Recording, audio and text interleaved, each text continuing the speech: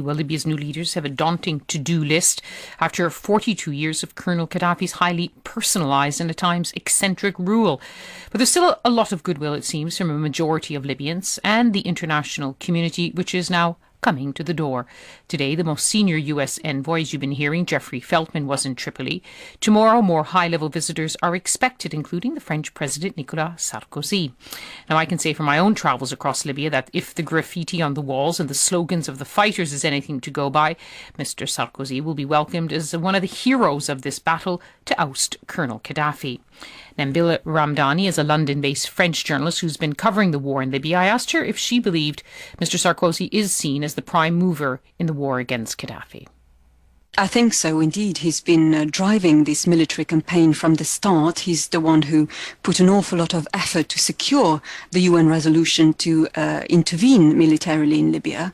And this visit really doesn't come as a surprise. And for Mr. Sarkozy, this will certainly be a historical one.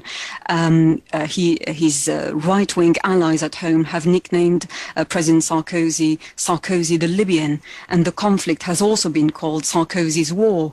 But despite of all this, President Sarkozy is still at a record low in the polls, and he's going to have to tread very carefully while in Libya, because remember, this is a campaign which cost a huge amount of money at a time when the French economy is in a very poor state. So Mr. Sarkozy will now be looking to succeed in Libya, where the US failed in Iraq, for example.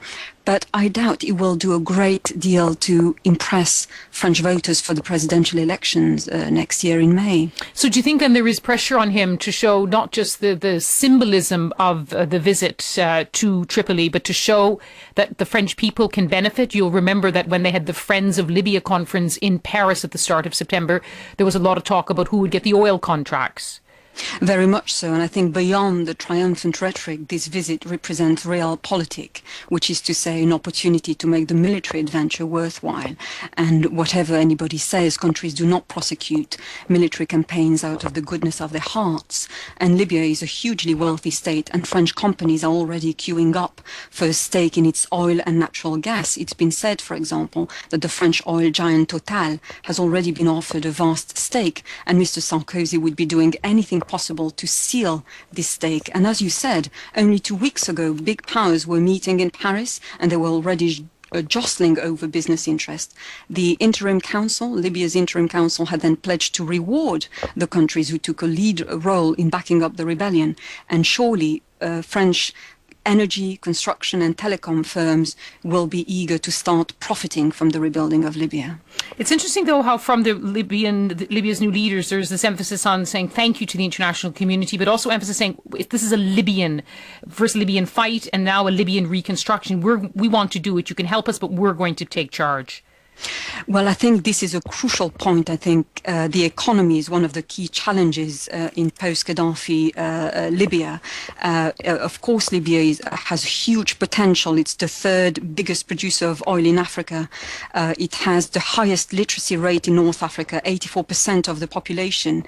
They are highly skilled, especially when it comes to technical skills in engineering and in the petroleum industries. So the danger from the point of view of the Libyan population will be to see foreign contractors pour in the country while ignoring local talents. And that's one of the challenges that the NTC will have to deal with.